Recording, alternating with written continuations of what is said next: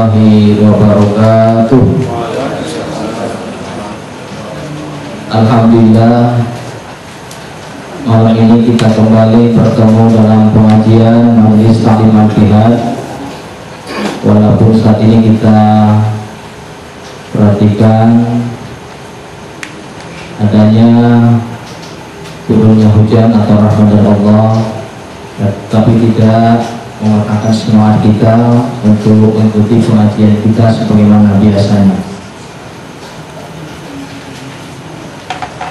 Dan malam ini adalah merupakan pengajian kita atau diskusi kita yang ke-138 kalinya, dan juga bertepatan malam ini tanggal 20 Zulkaidah tahun 1433 Hijriah atau bersamaan dengan tanggal 6 Oktober tahun 2012.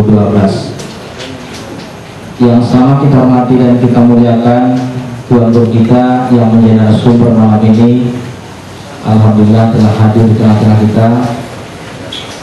Juga yang sama kita hormati dan kita muliakan pengurus pengajian Majelis Ta'lim Al-Jihad, orang tua kita, hadirin wal hadirat yang berada di majelis ilmu ini.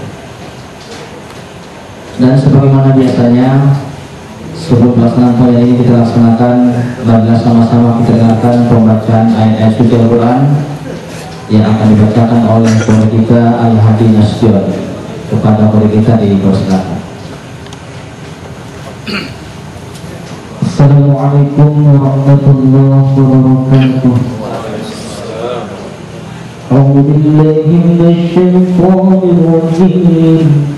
Bismillahirrahmanirrahim.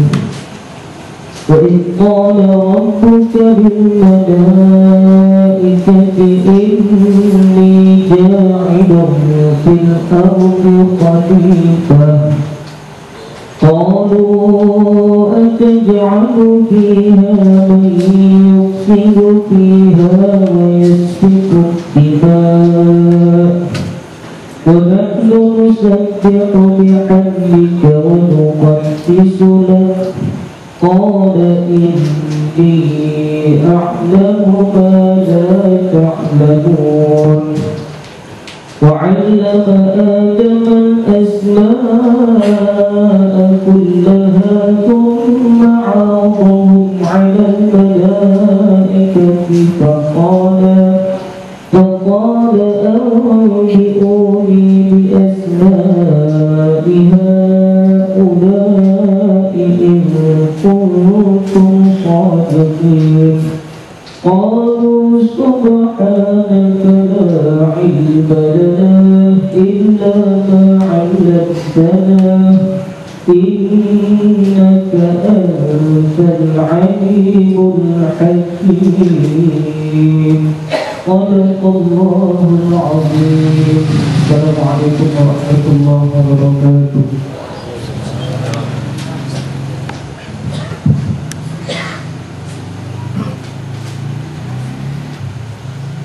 Terima kasih kita ucapkan kepada guru kita tadi yang telah membacakan ayat Al-Quran, dan semoga kita malam ini mendapat berkah dari Allah Subhanahu wa Ta'ala. Amin, amin, ya Rabbal Alamin. Hadirin orang yang berbahagia, malam ini kita menampilkan 3 narasumber. Yang pertama nanti dari Dr. Priyandi SPM dari dokter mata, nantinya akan bahas masalah kesehatan mata.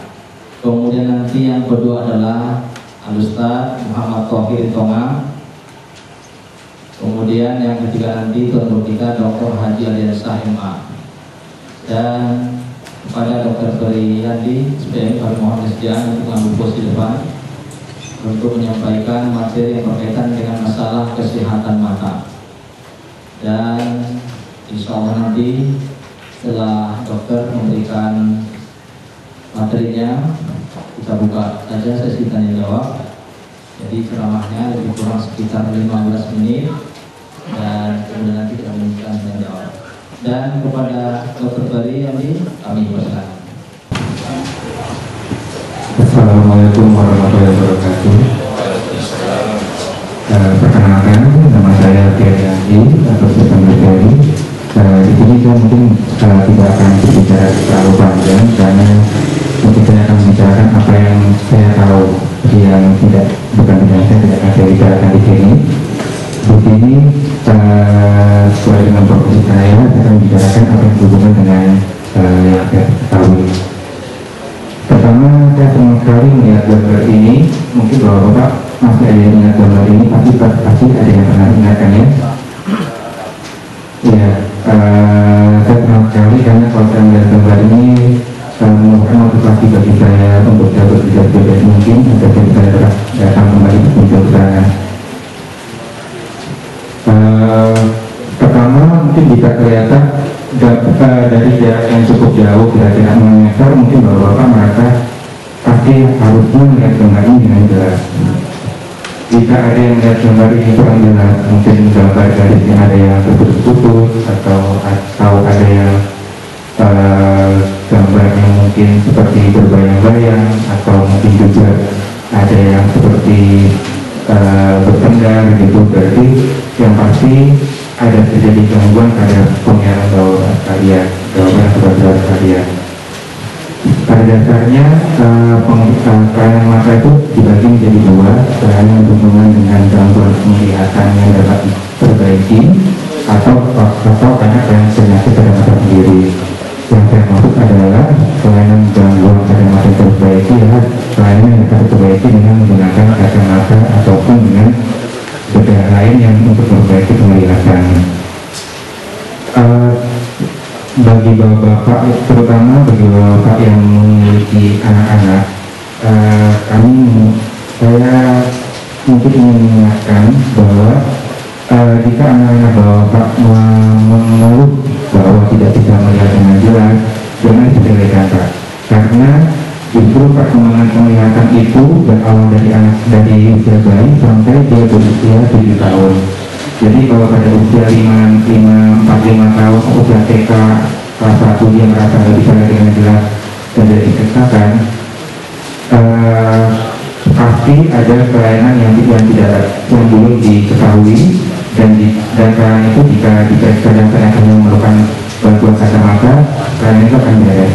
Tetapi jika tidak segera diberikan kacamata dan dibiarkan sampai dia usia remaja, usia dewasa, nanti mata yang kabur itu dia akan menjadi tidak mampu beradaptasi dan tidak mampu untuk berusaha untuk melihat dengan baik, sehingga nanti pada saatnya diberi mata kabur sekali, diperiksa dengan apapun atau dicoba dipakaikan kacamata ukuran berapapun, pasti itu tidak akan bisa melihat. Itu yang bisa kita kenal dengan mata yang tidak malas atau lesi.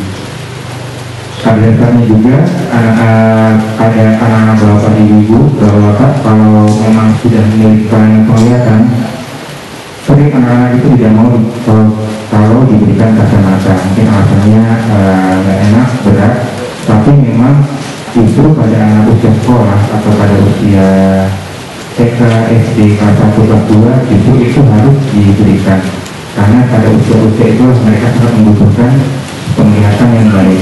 Lain kalau memang akan terjadi pada anak usia 2-3 tahun, karena mereka tidak membutuhkan penglihatan yang berguna untuk bagi kelangsungan hidupnya mereka. Mereka kalau anak usia 1-2-3 tahun mungkin hanya untuk aktivitas sehari-hari yang dekat, tapi kalau untuk melihat yang jauh mereka tidak akan terganggu. Kemudian untuk bapak-bapak yang berusia kira-kira 40 tahun, sering saya menemukan bahwa saya sering melihat orang yang melihatnya kalau membaca koran itu jaraknya jauh sekali, mungkin bisa sampai 40 cm, 50 cm. Ada yang sudah terbiasa seperti itu, ada yang enggak. Sebenarnya pada usia 40 tahun sudah pasti kita membutuhkan bantuan penglihatan. Walaupun mungkin untuk melihat jauhnya dia jelas, tapi kalau untuk baca pasti secara normal, secara psikologis dia pasti akan mengalami gangguan. Itu sudah sesuai dengan perjalanan hidup seorang. Jadi kalau bapak sudah berusia 40 tahun, pasti kalau membaca harus membutuhkan bantuan kacamata untuk membaca. Dan itu akan berubah terus sampai dengan usia 60, di mana setiap 10 tahun akan bertambah 1. Jadi misalnya Bapak usia 40 tahun, pasti untuk melihat itu tidak bisa lihat dengan enak, harus menggunakan kacamata bersatu. Terus yang perlu saya perhatikan lagi, sering orang mungkin orang tua kita dulu bilang kita harus rajin makan minum vitamin A atau untuk rajin makan buah wortel untuk supaya kita dapat melihat dengan jelas. Tapi ternyata sebenarnya itu tidak ada fungsinya. Yang penting karena untuk pelayanan untuk penglihatan yang dapat dibantu kacamata tidak ada penguatan lain kecuali menggunakan kacamata. Jadi kalau mungkin Bapak Ibu kalian menyuruh anak-anak banyak makan wortel supaya dengan jelas lagi, itu saya bisa katakan itu omong kosong belaka. Selain itu, selain dengan kacamata, mungkin bagi bapak-bapak yang sering melihat di TV, untuk mengurangi bila penglihatan kita ini bebas tanpa kacamata dapat dilakukan pembedahan yang disebut dengan rasik, di mana orang yang mungkin biasanya pakai kacamata minus tebal dengan dilakukan operasi itu dapat terbebas dari penggunaan kacamata, tetapi tetap untuk menggunakan untuk belajar tanpa lupa kacamata. Mungkin ini gambaran sekilas saja ya, mungkin ini bagian yang atas ini merupakan gambaran mata orang normal. Bagian yang nomor 2 ini untuk mata yang minus. Jadi orang kalau minus itu bayangan mata kita, bayangan itu tidak sampai di bola mata kita, tapi di depan di bola mata kita. Oleh karena itu perlu penggunaan kacamata minus untuk memundurkan bayangan sampai di bola matanya. Sedangkan yang bawah untuk kabung yang dekat atau di sini bayangan itu jatuh di belakang bola mata kita. Jadi supaya dapat melihat dengan jelas diperlukan kacamata plus untuk membuat bayangan itu dengan jelas. Ini hampir sama juga. Di sini kita lihat yang pertama itu sama seperti tadi, gambar yang kedua, yang garis kedua, di mana orang yang minus menggunakan kacamata. Seringkali mungkin kita kalau melihat orang yang kacamata yang tebal sekali itu sering tampak bola matanya itu tampak kecil, karena memang bentuk kacamata yang digunakan itu lensanya lebih cekung, lensanya cekung, double cekung gitu ya, atau ya double cekung. Terus yang ketiga, lensa yang orang yang kabur melihat dekat itu menggunakan kacamata yang sembung. Jadi orang sering kalau kita melihat ada orang yang kelihatan bola matanya itu tampak besar sekali, biasanya menggunakan kacamata yang sembung. Selain itu seperti untuk supaya mencegah mata kita untuk tidak terlihat dengan jelas, selain faktor-faktor ini juga yang penting adalah visual hygiene kita. Jadi biasakan kita melihat dengan penglihatan yang terang, kita membaca di ruangan yang terang, kalau belajar di ruangan terang. Kemudian jangan menggunakan mata terlalu lama setelah menggunakan, apalagi kalau kita menggunakan komputer atau apapun yang dengan monitor. Setelah 20 menit, misalkan kita beristirahat sebentar, beberapa menit, ini untuk melanjutkan lagi. Jadi jangan sampai mata kita menjadi lelah sehingga menyebabkan tidak nyaman untuk melihat. Saya rasa mungkin hanya itu bisa saya berikan, karena mungkin hanya sedikit saja, saya tidak terlalu banyak. Saya rasa itu, maaf jika tidak ada yang terima kasih. Ucapkan terima kasih atas kesempatannya sebagai nasihat ini. Semoga ilmu yang diberikan bermanfaat kepada dan asuhannya dan juga dokter kesehatan dan bisa bermanfaat. Terima kasih dok. Hadirin yang berbahagia, demikianlah ceramah tentang mata yang disampaikan oleh Dr. Priandi SPM, dan semoga bermanfaat bagi kita, dan juga tadi banyak berbagai kasus sampai ke dokter. Dan dokter sudah memberikan jawabannya, dan untuk kepastian ada dokter tadi langsung diperiksa ke Sumatera Hospital ini dok. Nah, kalau dokter periksa, alhamdulillah gratis dok ya, gratis alhamdulillah. Nah ini keistimewaan jadi jamaah ya Al-Ittihad. Terima kasih dok.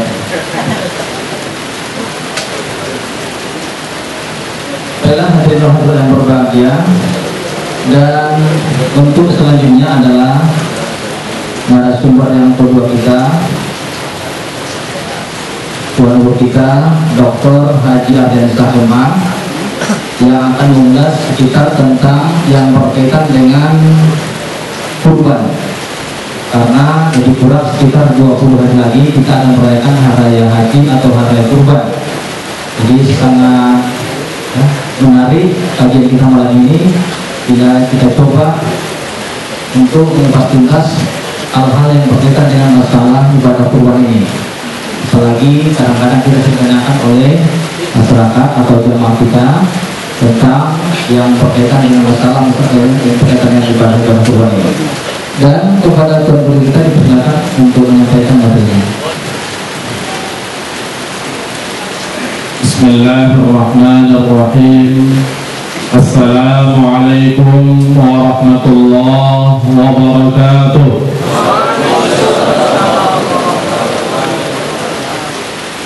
Alhamdulillahilladzi hadana li hadza wa ma kunna linahtadiya laula an hadana Allah.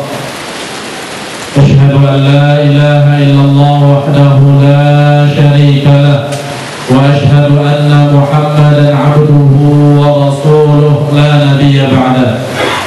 Subhanaka la ilma lana illa ma 'allamtana innaka antal alimul hakim.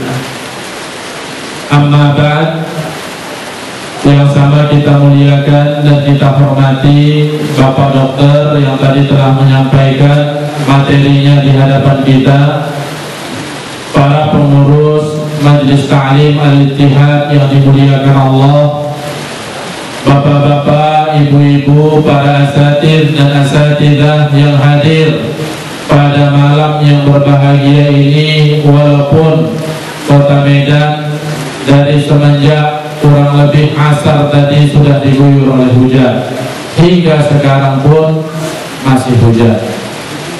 Namun seperti yang disampaikan oleh Al-Ustaz Dahlan selaku moderator kita yang setia dalam pengajian ini, kita tidak surut, kita alhamdulillah masih dapat meringankan langkah untuk datang ke masjid ini bersama-sama berdiskusi membicarakan perkara kurban yang insya Allah beberapa waktu lagi, kalau melihat kalender, tanggal 26 Oktober tepatnya hari Jumat, insya Allah kita akan berhari raya Idul Adha. Bapak dan Ibu hadirin dan hadirat yang dimuliakan Allah, sebelum kita masuk kepada definisi, saya ingin mengawali dahulu bahwa ibadah kurban ini adalah ibadah yang sangat mulia. Kemuliaannya tentu dengan adanya perintah dari Allah Subhanahu wa Ta'ala secara langsung kepada umat Nabi Muhammad sallallahu alaihi wasallam untuk berkurban. Di dalam surah Al-Kautsar Allah Subhanahu wa Ta'ala berfirman, "Fashalli li rabbika wanhar." Maka laksanakanlah salat karena Tuhanmu dan berkurbanlah sebagai ibadah dan mendekatkan diri kepada Allah. Para ulama tafsir mengatakan firman Allah dalam wanhar atau inhar, waw ini adalah wawul idhafah, adalah merupakan perintah. Bahkan sebahagian ulama dari kalangan Zahiriyah berpandangan bahwa berkurban dalam artian yang kita pahami, menyembelih hewan kurban, itu hukumnya wajib berdasarkan perintah. Karena apa wajib? Karena salat wajib, dan dia digabungkan dengan wawul idhafah, maka dia menjadi wajib juga. Nah ini menarik istidlal, menarik cara pandang daripada kalangan Zahiriyah dalam hal ini. Namun tentunya jumhur ulama berpendapat, dan Imam Syafi'i nanti kita akan lihat berpandangan bahwa hukum daripada berkurban ini adalah sunnah muakkad. Jadi inilah dalil, dan bukan hanya satu-satunya dalil, tapi dalil yang kita hafal semuanya dan merupakan dalil yang sangat tegas untuk berkurban. Oleh karena itulah para ulama mengatakan, kita jumpai di dalam kitab fikih, ya, baik itu dalam mazhab Abu Hanifah, dalam mazhab Imam Malik, dalam mazhab Imam Syafi'i, Imam Ahmad dan yang lainnya, menganjurkan untuk berkurban ini paling tidak sekali seumur hidup.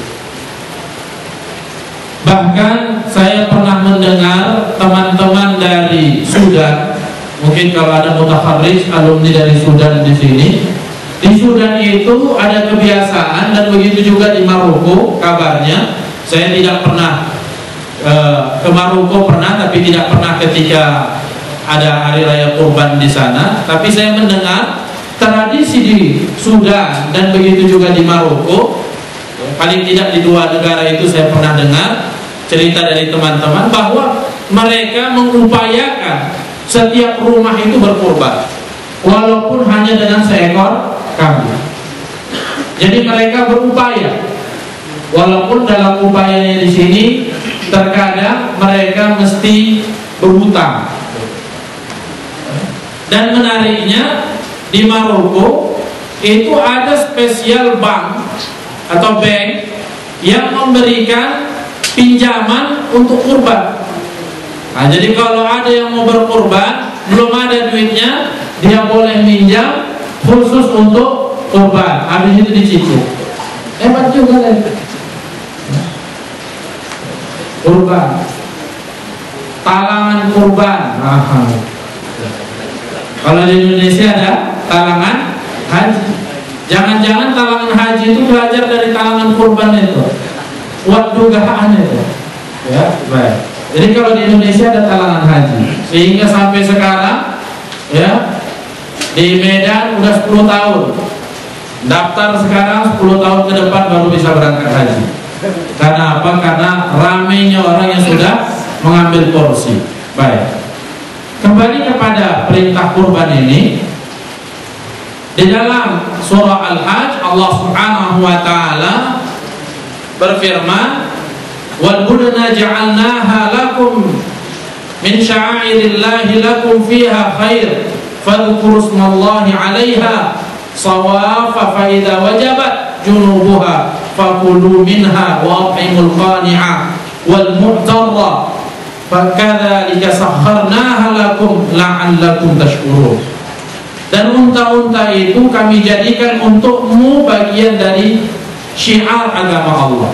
Jadi dahulu di zaman jahiliyah, karena nanti kita akan lihat sejarah dari kurban ini. Di zaman jahiliyah dahulu, kalau ada hewan yang sudah disiapkan untuk kurban, itu sejahat apapun orangnya nggak akan berani hewan itu dia curi. Misalnya ada maling kelas kakap, misalnya ada hewan yang sudah dikasih tanda. Kalau dahulu orang jahiliyah memberi tanda di ekor atau di apa itu namanya, di atas kepalanya itu, di ubun-ubunnya itu ada dikasih tanda yang khusus, sehingga kalaupun dia tersesat atau kalaupun dia hilang, orang tidak akan berani untuk mengapa-ngapailah, katakan begitu, atau memakan atau membunuhnya, karena itu sudah dipersiapkan. Dan saya juga mendapatkan cerita dari teman-teman di Aceh, sepakat di Aceh juga begitu. Tapi kalau di Aceh secara umum, kalau dibilang pisang ini untuk kurban, walaupun tak ada kurban pisang begitu, tapi udah mereka istilahkan begitu, itu tidak ada yang berani mencurinya. Begitu juga kelapa begitu. Ada tradisi-tradisi seperti itu. Nah ini dilihat dari zaman jahiliyah dahulu ada sya'air Allah, ada jadi syiar, dan kemudian kurban ini ya, ditegaskan lagi di dalam syariat Nabi Muhammad SAW. Maka sebutlah nama Allah ketika kamu akan menyembelihnya dalam keadaan berdiri, karena biasanya unta itu, sebagaimana bagi kita yang pernah haji mungkin pernah melihatnya, unta itu memang disembelih dalam kondisi berdiri. Jadi apanya, lehernya yang panjang itu pas di pangkal leher ke badannya itu, disitulah disabitkan pisau atau khanjar. Dia tidak panjang, pendek saja seperti ini ya. Jadi tukang jagalnya itu sudah sangat mahir. Jadi unta itu sedang berdiri begitu ya, kemudian dia lewat dan disembelihkan begitu dengan menyebutkan bismillahirrahmanirrahim. Kemudian ya, memancarlah darahnya. Lama-lama unta itu pun rebah dan terjaga. Beda dengan kita. Kalau kita sapi atau lembu atau kambing diikat ya, dan direbahkan, kemudian barulah disembelih. Itulah kemudian ya, mengapa disebutkan di sini dalam keadaan berdiri dan kaki-kaki yang telah terikat. Ini maksudnya pada bagian lembu atau kambing. Kemudian berilah makan orang-orang yang merasa cukup dengan apa yang ada padanya, tidak meminta-minta, dan orang-orang yang meminta. Artinya siapa saja beri, baik dia itu orang miskin atau tidak miskin, orang yang berada pun boleh diberikan. Demikianlah kami tundukkan unta-unta itu untukmu agar kamu bersyukur. Jadi Allah Subhanahu wa taala sakhkhara lana ya hadhil an'am. Allah Subhanahu wa taala menyediakan hewan-hewan ini untuk kita pergunakan dalam penyembelihan. Nah, menurut bahasa, kalau itu tadi dalilnya, kita kembali sedikit kepada pengertian. Menurut bahasa, kata kurban itu artinya dekat atau sangat dekat. Kurban ya. Jadi berasal dari kata-kata qarib. Kalau dalam bahasa Indonesia ada istilah teman karib, kan gitu. Teman yang akrab, sangat dekat. Qarib. Qarib itu artinya sangat dekat. Jadi ketika kita berkurban, kita itu dekat dengan Allah Subhanahu wa taala. Bukan artinya pengorbanan. Walaupun mungkin secara makna atau secara substansi ada kemiripan, bahwa orang yang berkurban itu dia mengorbankan sebahagian daripada rezekinya atau hartanya. Tapi perlu dicatat bahwa kurban itu artinya bukan pengorbanan. Ya, pernah mungkin saya singgung di dalam pertemuan kita beberapa waktu yang lalu. Memang terkadang sering dalam menerjemahkan itu ya, mengambil apakah mengambil supaya mudah diingat atau langgamnya, sehingga dibuatlah begitu terjemah seakan-akan itu terjemahannya. Contohnya misalnya minal aidin wal faizin, mohon maaf lahir dan batin. Karena pas mungkin ujung-ujungnya n semuanya. Minal aidin wal faizin, mohon maaf lahir dan batin. Sehingga tidak sedikit orang mengira bahwa mohon maaf lahir dan batin itu terjemahan daripada minal aidin wal faizin. Padahal kan tidak demikian. Minal aidin, semoga kamu menjadi orang-orang yang kembali kepada kesucian, kembali kepada fitrah, wal faizin, dan menjadi orang-orang yang menang. Nah, begitu juga dengan kurban ini ya, selalu diidentikan dengan korban ya, atau berkorban. Apalagi sering pula disebut dengan berkorban. Marilah kita berkorban ya. Padahal kurban itu artinya dekat atau sangat dekat. Nah, mengapa saya sedikit agak menegaskan permasalahan ini? Karena implikasinya, dampaknya terhadap pemahaman itu menjadi bias, menjadi samar, sehingga orang menganggap kalau dia sudah mengorbankan sebahagian daripada rezekinya pada hari raya Idul Adha, itu berarti dia sudah berkurban.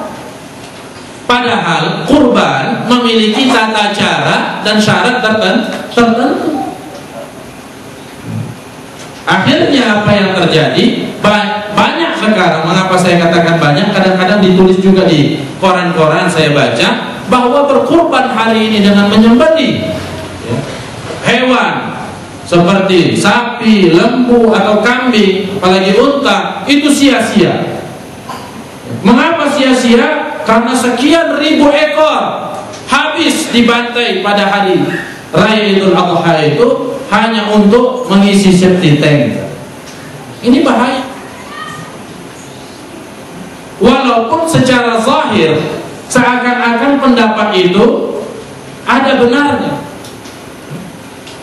bisa dipahami ya. Ada pendapat sekarang yang dikembangkan bahwa berkurban itu tidak mesti dengan menyembelih hewan kurban itu. Cukup uang itu dikumpulkan, kemudian bangun madrasah atau bantu fuqara dan masakin. Karena sia-sia katanya menyembelih hewan kurban itu sia-sia, karena ujung-ujungnya hanya mengisi septic tank untuk ke belakang semuanya. Ini menurut saya implikasi daripada atau dampak daripada pemahaman bahwa kurban itu sama dengan korban atau berkorban, sehingga terjadilah bias atau berkembanglah pemaknaan itu ke arah yang tidak semestinya difahami seperti itu. Nah, untuk membantu fuqara dan masakin, membantu madrasah, membantu pembangunan masjid, membantu sekolah anak-anak yang putus sekolah, itu ada bab yang lain, ada cara yang lain sudah disediakan oleh Islam untuk melakukan itu. Apa itu? Infak, sedekah, ada zakat di situ, bukan hanya zakat dan seperti yang pembicaraan kita pada pertemuan yang lalu, ya, bukan hanya sekedar zakat harta dalam artian emas, perak dan sebagainya, bahkan sudah berkembang kepada zakat profesi. Artinya apa? Bahwa jangan kemudian makna kurban itu dirubah, dialihkan dengan artian berkorban. Karena seperti yang didefinisikan oleh para ulama, bahwa kurban itu memiliki pengertian tersendiri, artinya memiliki makna tersendiri. Kalau kita lihat daripada kurban, ya, pengertian daripada kurban itu, maka kurban itu adalah menyembelih hewan kurban pada hari tertentu. Ini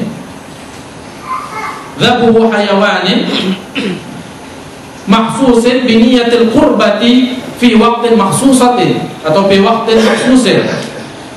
Artinya menyembelih hewan kurban tertentu, menyembelih hewan tertentu dengan niat mendekatkan diri kepada Allah pada waktu yang tertentu pula, yaitu hari tasyrik 10 sampai 13 Zulhijjah. Ini bukan Zulkaidah tapi Zulhijjah, ya. Ini pada bulan hari-hari Raya Idul Adha. Hiya ma yudbahu minan na'ami taqarruban ila Allah Ta'ala fi ayyamin nahl, yaitu menyembelih hewan-hewan tertentu untuk mendekatkan diri kepada Allah. Jadi, ya, biniyatil qurbah, untuk dengan niat mendekatkan diri kepada Allah Subhanahu wa ta'ala. Jadi untuk mendekatkan diri kepada Allah Subhanahu wa ta'ala dengan menyembelih hewan-hewan ini pada hari-hari tertentu.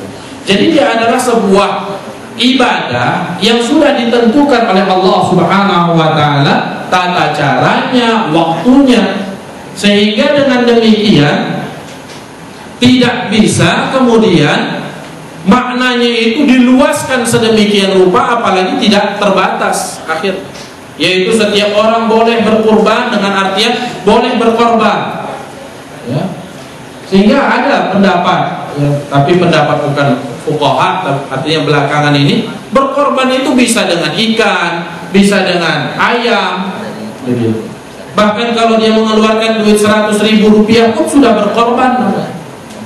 Nah, ini pendapat ini tentu, ya, tidak pernah didapatkan dalam kitab-kitab fikih terdahulu. Baik.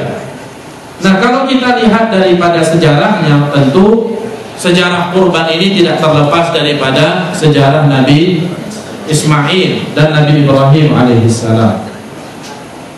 atau alaihimassalam, di mana Nabi Ibrahim pada satu malam bermimpi, kemudian di dalam mimpinya itu Allah Subhanahu wa taala mewahyukan kepada Nabi Ibrahim untuk menyembelih anaknya, di mana direkam kemudian dalam firman Allah Subhanahu wa taala, ya bunayya inni ara fil manami anni adbahuka fanzur madza tara.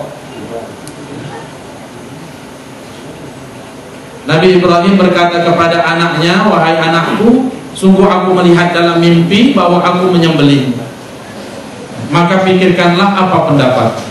Fanzur madza tara. Subhanallah. Ini sangat tinggi nilai pendidikannya di sini. Tentu orang tua kita, Pak Farid inilah yang sebenarnya dapat mengulas nilai pendidikannya di sini. Artinya, demikianlah seharusnya seorang ayah yang tidak pernah putus komunikasinya dengan anak dalam permasalahan apapun yang berkaitan dengan kehidupan si anak ini. Dia harus bicarakan, dia harus terbuka, dia harus komunikasikan. Kemudian apa jawaban dari Nabi Ismail alaihissalam?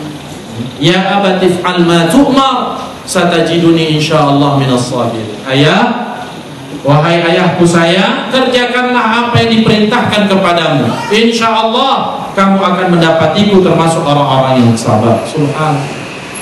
Ini Pak, mungkin bisa kita katakan hanya terjadi dialog seperti ini antara ayah yang nabi dengan anak yang calon nabi.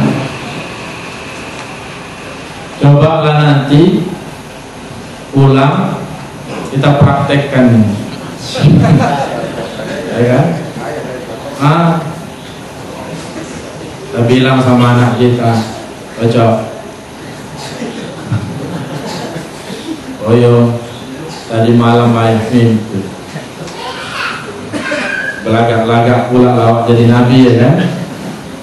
Ayah dapat wahyu dari Tuhan untuk menyembelih kau. Apalah kata anak? Gila ya udah ya. Anak perempuan dibilang ya udah minum obat ya. Atau mungkin dibilangnya sebelum aku ayah potong aku lah dulu potong ayah.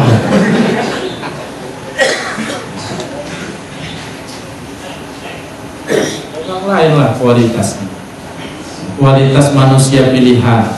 Yang memilihnya bukan manusia, tapi memilihnya Tuhan manusia, Rabbul Alamin. Sudah terbukti kalau pilihan Allah itu tak pernah salah. Tapi kalau pilihan manusia, biar berkumpul semua orang memilihnya, kesalahan yang dipilih. Yang memilih pun jadi korban. Sudah terbukti, survei membuktikan. Baik, kembali kepada cerita ini. Jadi kalau sejarah kurban ini, ya, syariatnya lah kita katakan demikian, itu sudah ada sejak zaman Nabi Ibrahim alaihissalam dan Nabi Ismail alaihissalam.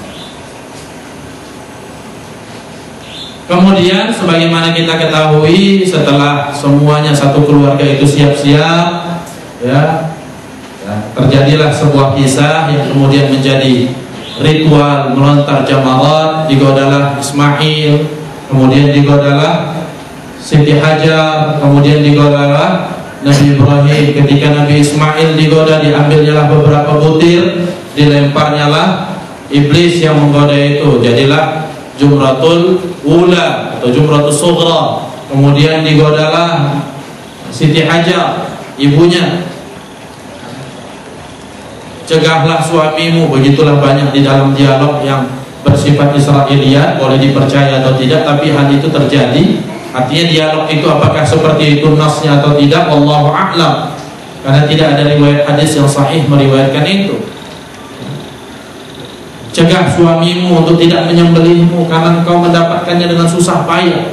Nabi Ibrahim alaihissalam itu mendapatkan Nabi Ismail setelah usianya yang sangat lanjut. Setelah menikah dengan Sarah, tidak dapat anak, akhirnya beliau menikah dengan seorang budak, Siti Hajar. kemudian menikah dan akhirnya melahirkan Nabi Ismail. Anak semata wayang ketika itu harus dikorbankan, digoda Siti Hajar. Kemudian Siti Hajar pun mengambil beberapa batu, dilemparnya lah iblis, itu jadilah Jumratul Wusta, yang pertengahan. Kemudian datang pula untuk menggoda Nabi Ibrahim, itulah yang kemudian menjadi Jumratul Aqabah, atau runtutan-runtutan yang bervariasi kalau dibuka di dalam kitab-kitab tafsir. Ada kaitannya ke arah itu. Nah, ketika Nabi Ibrahim sudah bersiap-siap, dan dia pun di dalam banyak riwayat disebutkan menutup matanya karena dia tidak tahan melihat anaknya harus disembelih, dan begitu juga Nabi Ismail sudah dibaringkan.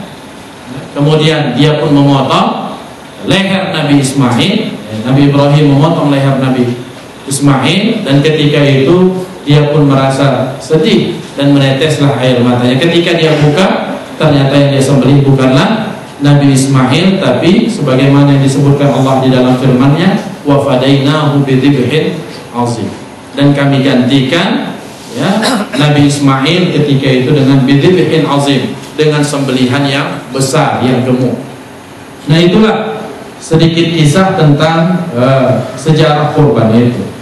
Nah, kalau kita lihat dari kurban ini, maka sebenarnya lah orang-orang kafir Quraisy pada masa lampau itu luar biasa kurban. Artinya orang-orang jahiliyah. Orang-orang jahiliyah seperti Abu Jahal, Abu Lahab. Abu Jahal pernah berkurban dengan 150 ekor unta. Dia kalau dilihat rentetan daripada sejarah kurban ini memiliki, artinya akar sejarah yang sangat panjang. Sebelum Islam sudah ada. Mungkin kalau diukur-ukur kurbannya Abu Jahal, Abu Lahab, lebih hebat dia daripada kita.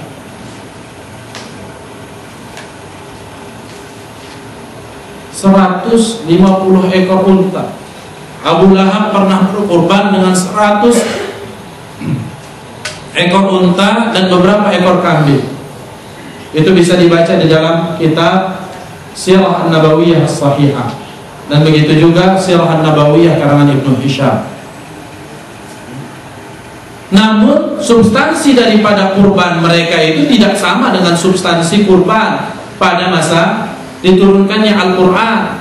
Artinya ketika Rasulullah SAW menegaskan tentang apa hakikat daripada kurban itu. Oleh karena itulah turun firman Allah dalam surah Al-Hajj ayat ke-37, ayat 36 menceritakan tentang bagaimana tata cara menyembelih kurban atau apa saja yang menjadi kurban. Kemudian pada ayat ke-37-nya dijelaskan bahwa Allah tidak mengharapkan dagingnya, darahnya, tapi yang Allah lihat adalah ketakwaan. Walakin yanaluhu taqwa minkum. Jadi substansi daripada kurban itu adalah bagaimana dia mendatangkan ketakwaan pada diri seseorang. Nah, bagaimana mungkin ketakwaan akan datang kalau kurban yang dilaksanakan tidak sesuai dengan sunnah Rasul? Kalau setiap orang boleh berkurban dengan 1 ekor ikan misalnya, udah kurban, udah ini. Ini penyimpangan-penyimpangan yang aneh menurut saya. Seperti ada juga orang mengatakan haram hukumnya haji dan umroh berulang-ulang kalau di sana sini masih ada fakir dan miskin. Jangan diharamkan haji dan umrohnya hanya karena ingin membela fakir dan miskin, atau menganjurkan, mendorong umat ini untuk membantu fakir dan miskin. Karena fakir dan miskin ada 1001 jalan telah disediakan Islam untuk membantu mereka, dari seperti yang disebutkan tadi, wakaf, infak, sedekah, ya, zakat, ada zakat fitrah, bahkan untuk fuqara dan masakin, ada wasiat, ada hibah, ada hadiah. Tidak benar kalau kemudian diharamkan orang haji berulang-ulang dan umrah berulang, karena tidak ada nas yang mengharamkan itu. Bahkan kalau dilihat para sahabat, hajinya berulang-ulang. Utsman bin Affan, Abu Bakar As-Siddiq radhiyallahu anhu. Apakah mungkin sahabat sehebat itu melakukan yang haram? Ya. Jadi begitu juga dengan kurban ini. Ya. Tetap harus taat, harus ikut aturan main yang telah ditetapkan oleh sunnah Rasul, tata cara yang telah diajarkan oleh Rasulullah SAW. Jadi kalau kita lihat di sini, substansi daripada kurban di dalam Al-Quran itu adalah walakin yanaluhu taqwa minkum. Tetapi yang diinginkan Allah Subhanahu wa taala adalah ketakwaan dari orang yang berkurban. Nah, kalau kurbannya Abu Jahal, Abu Lahab, itu dua yang menjadi target dia. Apa yang pertama? Untuk menyembah berhala. Jadi konon di dalam riwayat-riwayat sejarah itu dikisahkan bahwa sebahagian daripada darah hewan kurban itu dikumpulkan dan dimandikannya lah berhala-berhala itu dengan darah kurban itu. Dan sebahagiannya mereka simpan dan mereka makan. Baik. Satu. Yang kedua, kurban yang mereka lakukan, artinya orang-orang jahiliyah semisal Abu Jahal dan Abu Lahab itu, untuk mempertontonkan popularitas dia. Oh, bahwa dia orang dermawan, bahwa dia orang yang kaya, ya, bahwa dia memiliki kekayaan yang luar biasa hebat. Nah, itulah yang ingin dia pertontonkan kepada umatnya atau kepada orang yang ada di kampung. Nah, yang kedua ini juga bisa terjadi pada diri kaum muslimin. Dia berkurban agar dianggap orang yang pemurah, dermawan dan sebagainya. Waliyadzubillah. Ya, orang yang bertakwa tidak akan melakukan itu karena dia berkurban, ya, dia hanya mengharapkan ridho Allah Subhanahu wa taala, tentunya ikhlas. Makanya di sini ditutup dengan ala ma hadakum wa basyiril muhsinin. Rasulullah sallallahu alaihi wasallam telah mendefinisikan ihsan. Al-ihsanu huwa an ta'budallaha ka'annaka tarahu fa in lam takun tarahu fa innahu yaraka. Ihsan adalah engkau menyembah Allah seakan-akan engkau melihat Allah. Kalaupun engkau tidak melihat Allah, ketahuilah bahwa Allah pasti akan melihat diri. Jadi wabasyiril muhsinin, kata-kata wabasyiril muhsinin di sini sangat erat kaitannya dengan takwa. Dengan penjelasan, untuk menjelaskan takwa ini kata para mufassirin ditutup kata-kata itu wabasyiril muhsinin. Ya. Maka berikanlah kabar gembira, sampaikanlah kabar gembira kepada orang-orang yang berbuat baik, orang-orang yang berbuat karena Allah. Jadi dia bukan ingin mendapatkan popularitas agar dianggap orang yang rajin bersedekah, berinfak, atau rajin membantu orang lain, atau rajin memberikan derma kepada orang lain. Tapi yang dia lakukan itu semata-mata karena Allah Subhanahu wa taala. Inilah yang menjadi substansi penting dalam kurban menurut Al-Quran. Nah, kita masuk sedikit kepada hal yang bersifat teknis, bahwa berkaitan dengan jumlah daripada kurban itu, maka Rasulullah sallallahu alaihi wasallam sebagaimana hadis yang diriwayatkan oleh Jabir bin Abdullah, naharna ma'a Rasulillah sallallahu alaihi wasallam amal Hudaybiyah al-badana an sab'atin wal baqarah an sab'ah, rawahu Muslim. Dan hadis ini juga diriwayatkan oleh ashabus sunan yang lainnya. Jabir bin Abdullah berkata, kami menyembelih hewan kurban bersama Rasulullah SAW tahun Hudaybiyah, artinya pada tahun Hudaybiyah, 1 ekor unta untuk 7 orang dan 1 ekor sapi untuk 7 orang juga.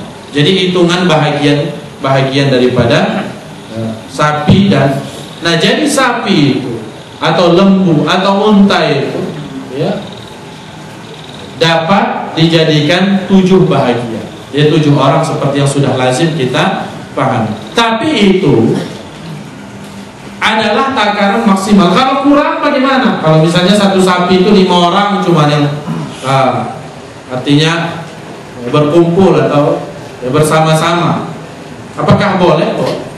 Artinya 7 ini batas maksimalnya. 8 tidak boleh, 9 tidak boleh. Tapi kalau kurang daripada 7 dibolehkan. Nah, ini kita bisa lihat.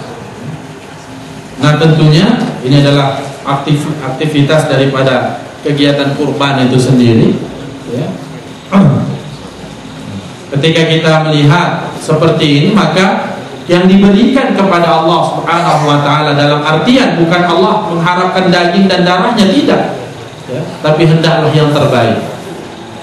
Kadang-kadang kita mohon maaf, kadang-kadang ada lembu beda tipis dengan kambing besar. Pendek kecil, macam kambing besar. Udah itu tegak pun payah, dia dorong sedikit jatuh. Hendaknya upayakan lembu ya. Makanya kepanitiaan itu pun harus berani mendobrak. Misalnya berapa lembu yang agak bagus. Nah kalau begini ini mahal ini biasanya kan sampai 15 jutaan yang seperti ini. Ya, apa namanya itu? Lembu Madura, sapi Madura namanya. Nah, kalau di kita mungkin tidaklah sampai segitu, tapi paling tidak jangan pula kemudian dicari yang sangat kecil sehingga dagingnya pun cuma dapat misalnya 60 kilo cuma kecil sekali. Karena apa? Karena ini akan dipersembahkan kepada Allah Subhanahu. Kalau ke rumah kita saja, walaupun itu tidak dapat dibandingkan, walillahil masalul a'la. Kalau datang ke rumah kita, mau datang aja ke rumah kita wali kota misalnya, dibilang Pak Wali Kota saya mau makan siang di rumah ibu misalnya, pasti dikeluarkan piring yang paling bagus, ya, yang belum pernah dipakai, gelas-gelas, sendok-sendok, semua hidangan yang terbaik dihidangkan. Bagaimana pula dengan Allah Subhanahu wa ta'ala, walillahil matsalul a'la. Nah, kemudian mengapa saya tampilkan foto itu? Di sini menjadi sangat penting ketika membersihkan. Ini sudah menjadi kebiasaan dan kita tahu semuanya. Orang petugasnya ini harus jujur. Jangan ada yang dilondokinya di bawah pantatnya ini, tak hatinya, tak ekor. Ini disebut dengan ghulul. Sama dengan orang yang menyembunyikan ghanimah, harta rampasan perang. Wa may yaghlul ya'ti bima ghalla bihi yaumal qiyamah. Siapa yang mengambil harta rampasan perang itu, maka dia kelak akan datang di hari kiamat menjunjung harta rampasan perangnya. Malu di tengah hadapan persidangan Allah Subhanahu wa ta'ala, dijunjungnya ekor sapi atau hatinya misalnya. Ada juga. Jadi perlu kejujuran. Jadi karena petugas ini kadang-kadang banyak. Kalau sempat misalnya 10 ekor, sementara harus dibagikan hari itu, apalagi mengejar waktu, karena kadang-kadang ada juga daging itu yang baunya mulai tidak sedap misalnya, kalau terlalu lama dan sebagainya. Jadi ini perlu. Nah, justru karena itu saya ingin menegaskan pada malam hari ini, kepanitiaan itu dibentuk harus berani betul-betul memberikan yang terbaik, walaupun harus juga mengambil dana yang tidak sedikit. Jadi jelaskan bahwa misalnya untuk satu bahagian sapi 1.500.000 itu untuk dagingnya saja, artinya untuk bagian sapinya saja. Sementara untuk administrasinya satu orang 100.000 misalnya. Jadi setiap orang wajib menyerahkan kepada kepanitiaan untuk satu bahagian dari satu ekor sapi 1.600.000. Agar misalnya yang 100.000 rupiah untuk apa? Untuk beli tali, untuk beli terpal, ya, plastik, untuk yang lain-lain, sampai untuk minum teh dan kopinya, makan siangnya, snacknya, itu penting. Jangan lagi dikurangi dari dana kurban itu. Yang untuk membeli hewan kurban itu jangan lagi dipukutak-atik lagi, jangan lagi diambil, ya. Khususkan untuk itu sementara biaya administrasi. Jadi dibagi dua paling tidak, dia jelaskan ini untuk biaya administrasi. Kok banyak kali 100.000, kalau tak mau potong sendiri.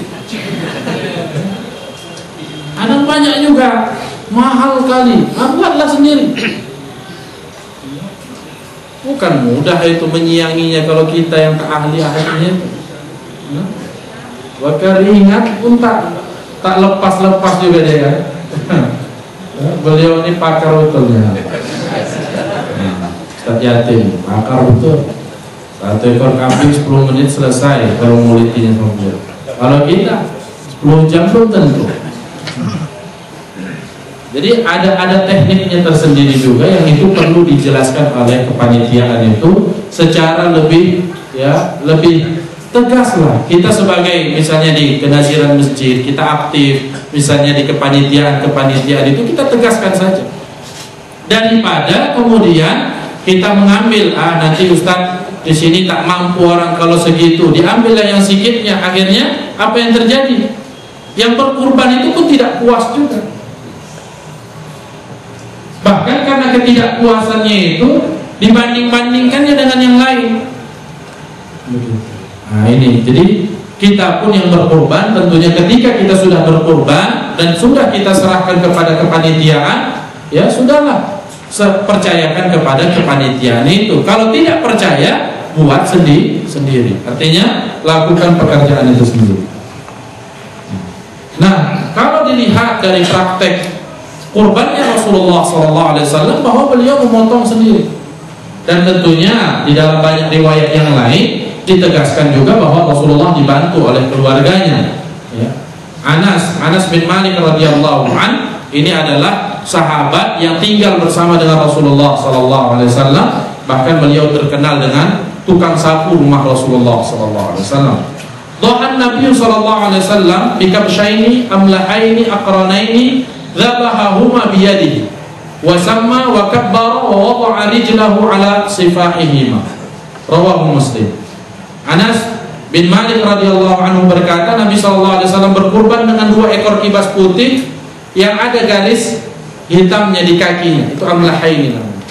Jadi dominan dia adalah berwarna putih, artinya bagus sekali, artinya cantik ya, kambing itu ya. Bertanduk akranain, artinya bertanduk besar. Kemudian beliau menyembelih keduanya dengan tangannya sendiri. Jadi beliau menyembelihnya dengan sendiri, mengucapkan basmalah, wasamma, wakabbar, dan bertakbir. Bismillahi Allahu Akbar. Wa wada'a rijlahu ala sifahihima. Dan beliau meletakkan kakinya di kedua lehernya, artinya seperti yang sudah kita lazim kita ketahui. Kalau di Arab setahu saya, wallahu a'lam, kambing itu hanya 1 orang yang megang. Artinya bukan dia langsung yang memotong, dia sendiri yang megang. Jadi dipitingnya kambing itu. Saya pernah waktu itu bertugas dari untuk hewan kurban, dam dan sebagainya. Jadi ketika itu kami menyembelih sebanyak hampir 200 ekor kambing.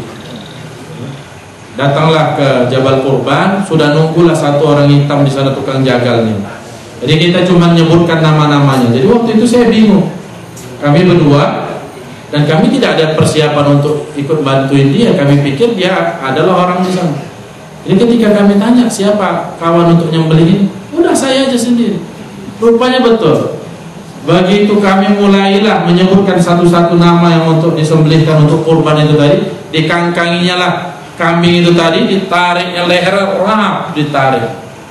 Dan memang ketika kita lihat, ya, yang disembelihnya itu memang tepat. Hukumnya kena, di hatinya itu nadinya itu juga, ya, memang putus. Artinya karena di sana itu setahu saya, wallahu a'lam, tapi setahu saya kalau kita di sana menyembelih itu biasanya tukang sembelih itu memang itulah kerjaannya, itulah hirfah dia.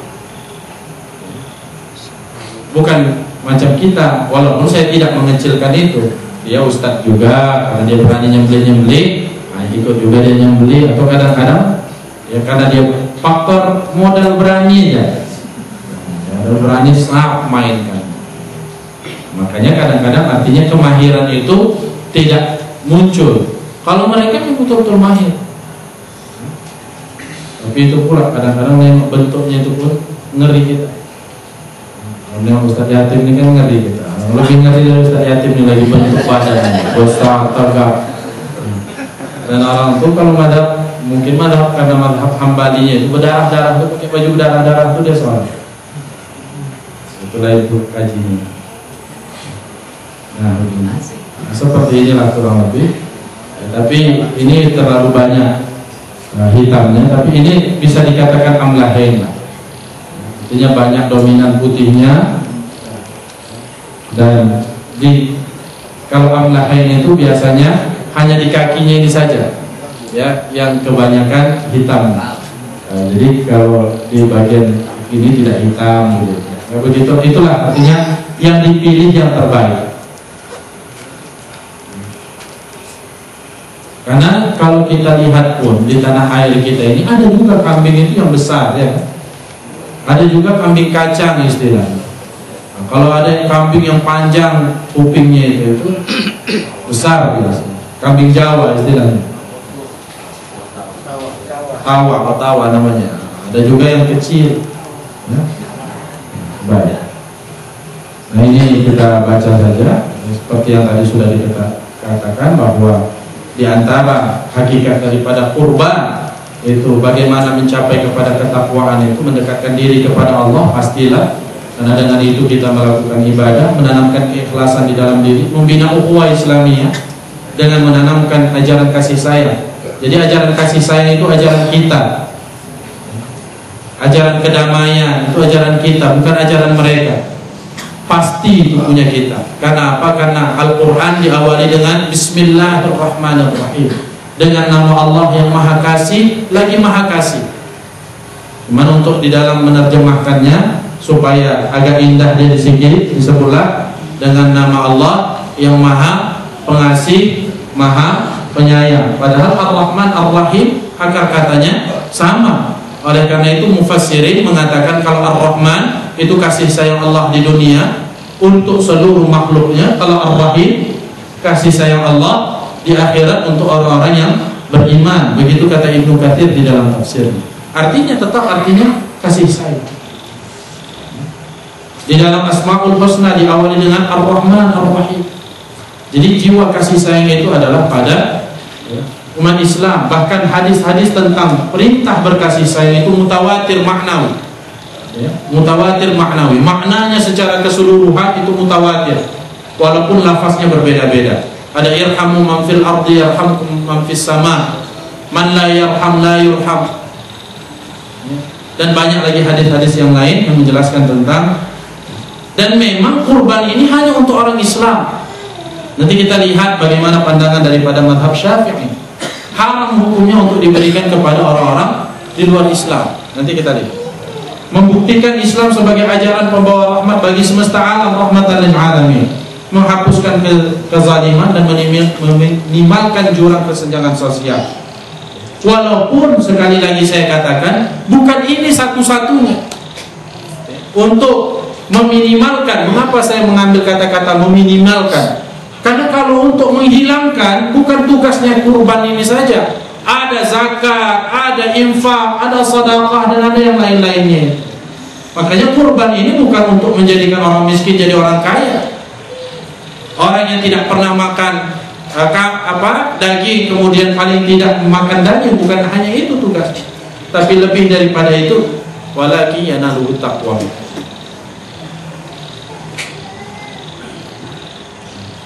Di dalam mazhab Syafi'i disebutkan bahwa berkurban itu hukumnya sunat muakkad. Atas siapa? Atas orang Islam. Jadi kurban itu hanya diterima dari orang yang beragama Islam. Kalau ada orang yang non muslim atau orang kafir, saya lebih suka bahasanya seperti itu. Dari orang kafir kemudian misalnya dia ingin menyembelih hewan pada tanggal 10 Zulhijjah atau pada hari raya Idul Adha, bolehkah diterima? Boleh, tapi tidak atas nama kurban. Boleh jadi atas nama apa? Kemanusiaan, hadiah. Nah, nanti bahagiannya yang hadiah-hadiah itu boleh dikasihkan sama siapa-siapa aja ya. Kepada orang kafir boleh, tapi yang kurban ini tidak. Misalnya di masjid kita ini ada 10 ekor lembu misalnya, yang akan disembelih. Tambah 1 ekor lembu lagi ya, tambahan dari orang kafir. di dekat areal sini atau anggota dewan kafir, karena kemarin banyak suara dia di sini misalnya, udahlah kurban di sana. Tapi itu tidak disebut dengan kurban, sedekah. Tidak juga sedekah dalam pengertian agama kita, artinya pemberian. Nah, yang 10 ekor ini setelah disiangi, setelah dibagi-bagikan, tidak boleh diberikan kepada orang kafir. Tapi yang 1 ekor ini boleh dibagi atas nama manusia. Jadi beragama Islam. Di kantor-kantor ini harus difahami. Kadang-kadang di pabrik, karena ya pemilik pabrik itu orang non-muslim, orang kafir, ya. Kemudian di kurban disebut pula nama dia itu, ya Allah ya Rabbi. Bismillahirrahmanirrahim, disebutkanlah namanya. Tak siapalah namanya. Jakobus misalnya namanya. Jakobus Sinambela misalnya. Kita ambillah salah satu contoh misalnya. Karena apa? Karena hakikat kurban tadi apa? Litaqarrub ilallah. Jadi jangan lepas dari dasarnya itu, bahwa kurban ini adalah untuk mendekatkan diri kepada Allah dengan tata cara dan waktu yang tertentu. Baik. Mana bisa orang itu mendekat kepada Allah kalau dia belum bersaksi bahwa tiada Tuhan selain Allah dan Muhammad utusan Allah? Baik. Artinya tidak akan diterima dari mereka amal ibadah apapun. Dalilnya apa? Firman Allah, "Wa may yabtaghi ghairal islami dinan falan yuqbala minhu wa huwa fil akhirati minal khasirin." Tidak akan diterima Allah dari mereka apapun. Falan yuqbala minhu. Lan zamakhsyariyah. Sama sekali tidak akan diterima.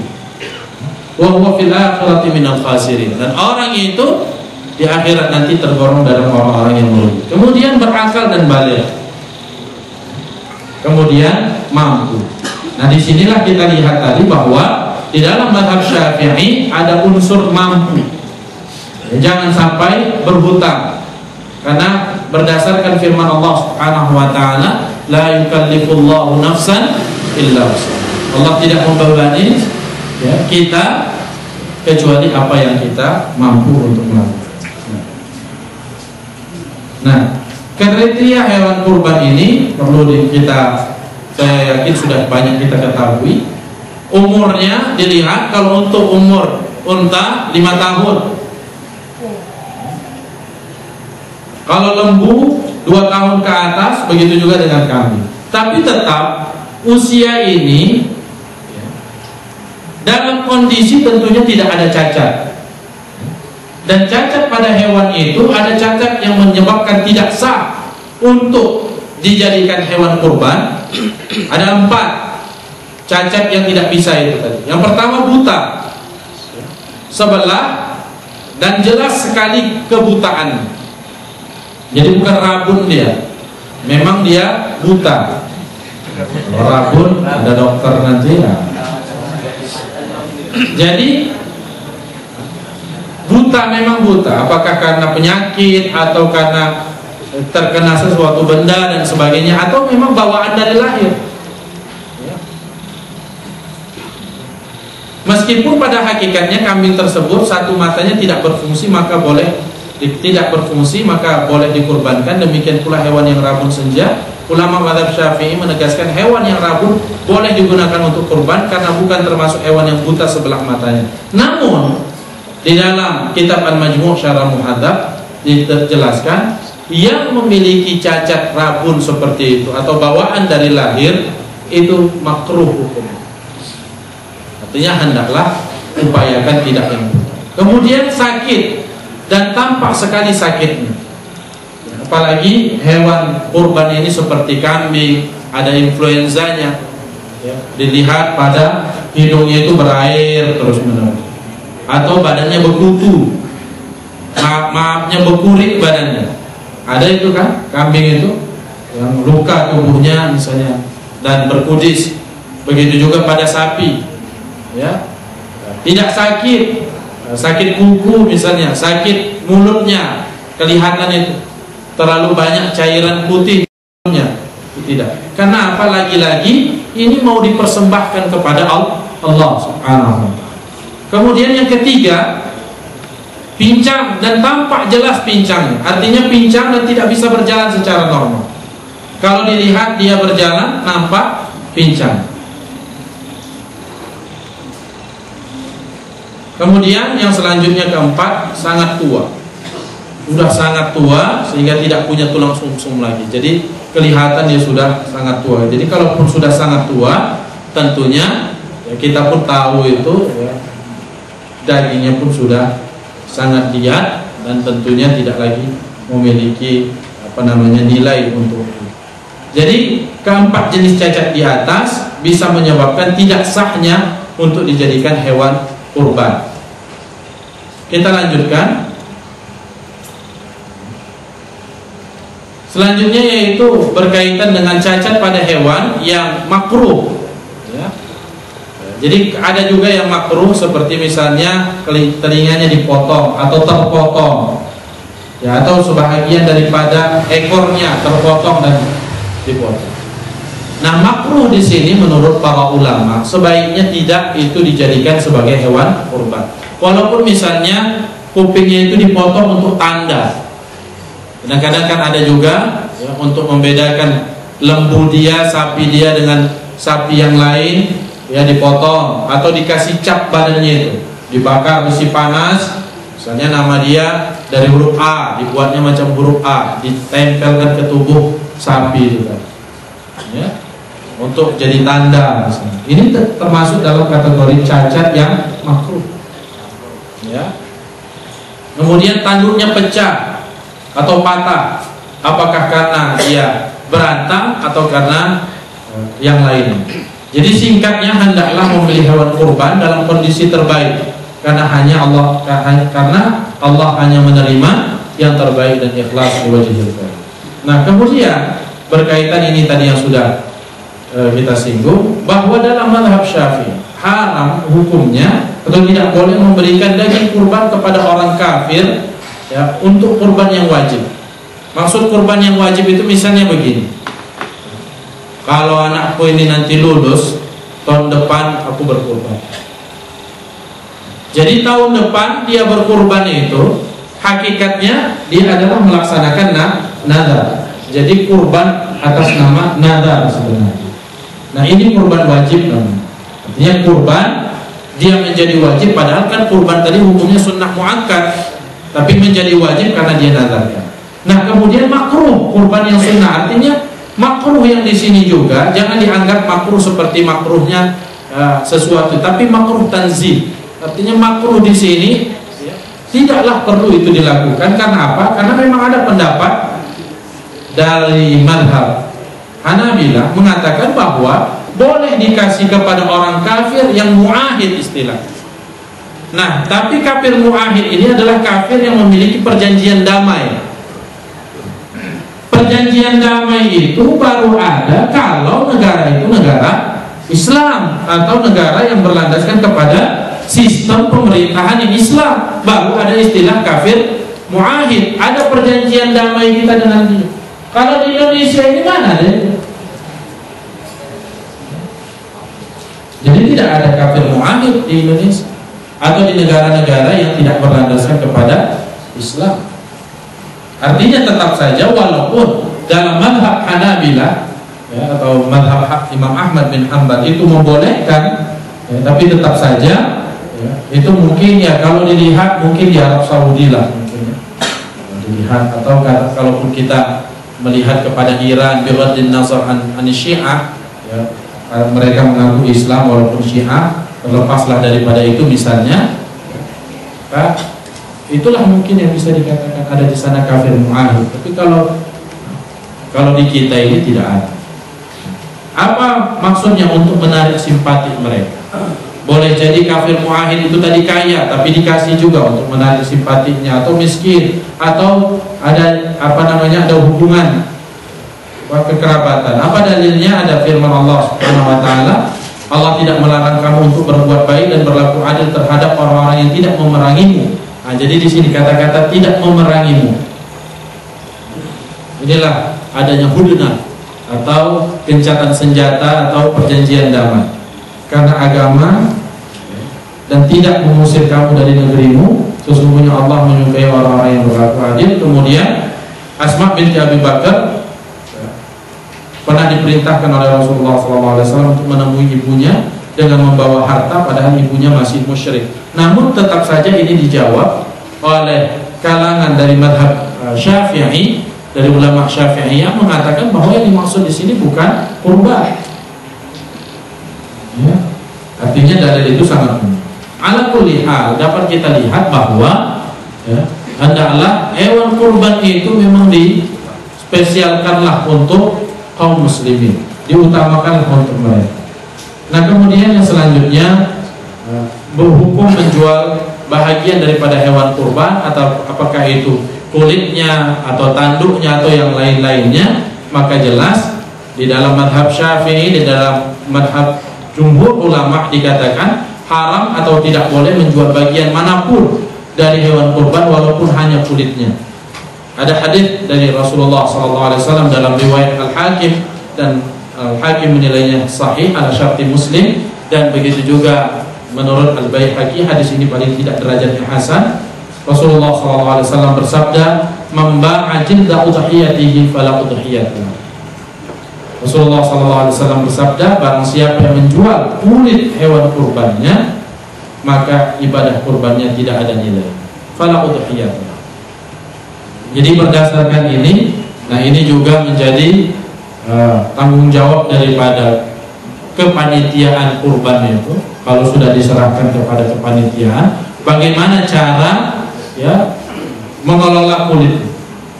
Jadi ada beberapa cara, misalnya kulit-kulit itu ya tidak pun dikumpulkan, tapi dibagikan kepada fuqara dan masakin menjadi bagian mereka. Dan tidak boleh juga kulit itu kemudian menjadi upah ya, bagi mereka yang bekerja. Siapa yang kerja di situ khusus dapat kulit, tidak boleh. Ya. Tapi kalau diberikan kepada mereka boleh. Tapi kalau itu dijadikan upah tidak boleh. Tapi kalau dijadikan itu bahagian untuk mereka boleh. Setelah dibagikan kepada mereka, kemudian dijualnya boleh. Tapi kalau kepanitiaan itu atau orang yang memiliki daripada hewan kurban itu dan dia telah berkurban kemudian dijualnya, maka itu yang tidak dibolehkan. Jadi saya kira itu jelas pemahaman dari hadis ini. Begitu juga dengan tanduknya, dengan kepalanya, dengan ekornya dan sebagainya. Jadi tidak lagi diperjualbelikan, karena apa? Karena sudah dipersembahkan kepada Allah Subhanahu wa taala. Saya kira itu yang dapat saya sampaikan pada kesempatan ini berkaitan dengan kurban. Ya, mudah-mudahan kita nanti dapat mengembangkannya di dalam tanya jawab, dan saya kembalikan kepada Ustaz Dahwan. Terima kasih kepada tuan guru kita Dr. Haji Arya Saimah yang telah mengupas tugas yang berkaitan dengan masalah ibadah kurban. Dan untuk selanjutnya adalah narasumber yang ketiga, tuan guru kita Ustaz Muhammad Taufik Tonga juga masih membahas sekitar ibadah kurban. Jadi malam ini ya kupas tuntas masalah kurban. Karena berkaitan dengan persoalan ini, sekitar 2 bulan lagi kita akan merayakan hari raya Idul Adha atau hari kurban atau hari haji. Dan mungkin untuk selanjutnya mari sama-sama dengarkan ulasan dan tutur kita juga yang berkaitan dengan masalah ibadah kurban. Kepada tutur kita dipersilakan. Bismillahirrahmanirrahim. Assalamualaikum warahmatullahi wabarakatuh.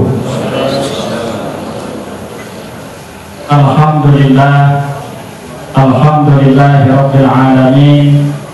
Wassalatu wassalamu ala asrafil anbiya'i wal mursalin wa ala alihi wa sahbihi ajma'in.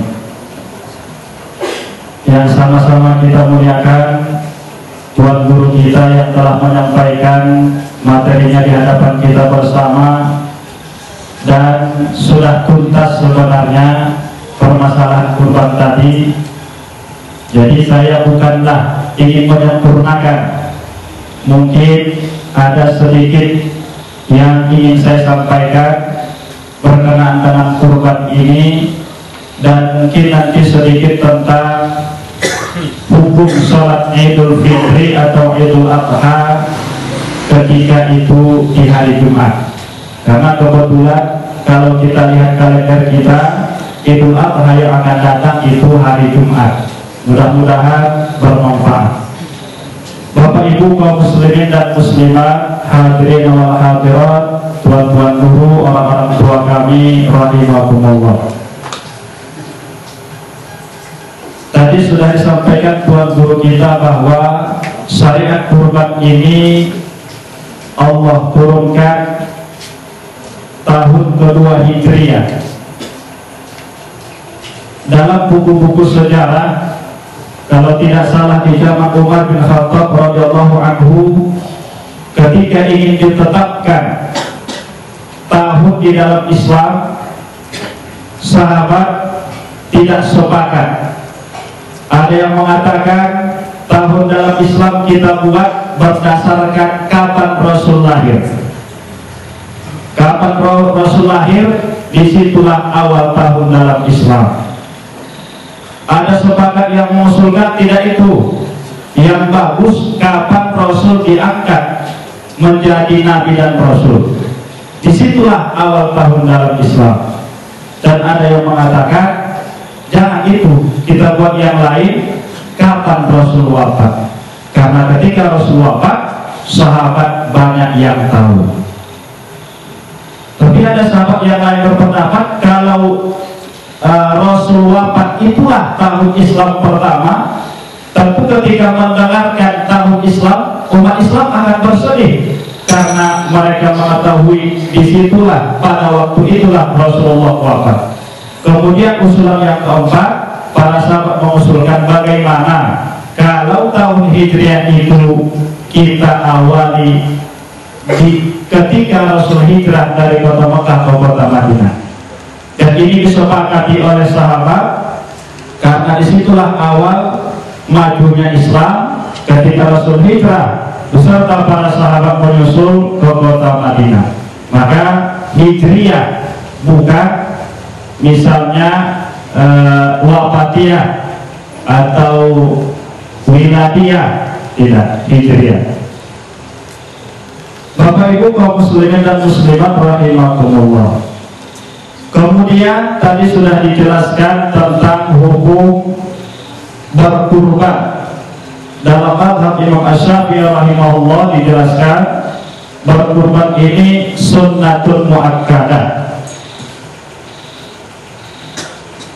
Menurut Imam Abu Hanifah rahimahullah, berkurban itu hukumnya wajib, fardu, sekali seumur hidup. Tetapi menurut jumhur, seperti yang disampaikan tuan guru kita tadi, hukumnya sunnat muakkadah. Di dalam berkurban sama sebenarnya seperti ibadah-ibadah yang lain. Di dalam Islam tidak ada ibadah yang tidak bisa dilaksanakan manusia. Seberat apapun ibadah itu, pada hakikatnya manusia sanggup melaksanakannya. Maka Islam itu agama yang mudah, tidak ada yang susah di dalam Islam. Dalam berkurban juga demikian. Sunnat muakkadah itu ditujukan bagi orang yang mampu. Siapa yang mampu itu? Menurut Imam Abu Hanifah rahimahullah, orang yang mampu itu orang yang memiliki 200 dirham atau sama dengan nisab zakat. Jadi kalau umpamanya di bulan Dzulhijjah atau di tanggal 10 Dzulhijjah kita memiliki uang lebih dari 200 dirham atau sebanyak nisab zakat, maka menurut mazhab Abu Hanifah kita wajib berkurban. Kemudian menurut Imam Malik rahimahullah, orang yang berkurban itu dianjurkan sunnah muakkadah ketika dia tidak berhajat kepada harga hewan kurban itu. Katakan harga hewan kurban 1.500.000. Ketika tanggal 10 Dzulhijjah dia tidak membutuhkan uang itu dan uang itu ada. Itu dikatakan orang yang mampu. seperti zakat, tentu sudah terpenuhi kebutuhan rumah tangganya, kebutuhan anak-anaknya, kebutuhan yang lain dan sebagainya. Ada uang sisa, dan uang sisa ini tidak dia butuhkan pada waktu itu. Memang uang lebih, itu kata beliau masuk sunnah muakkadah dia berkurban.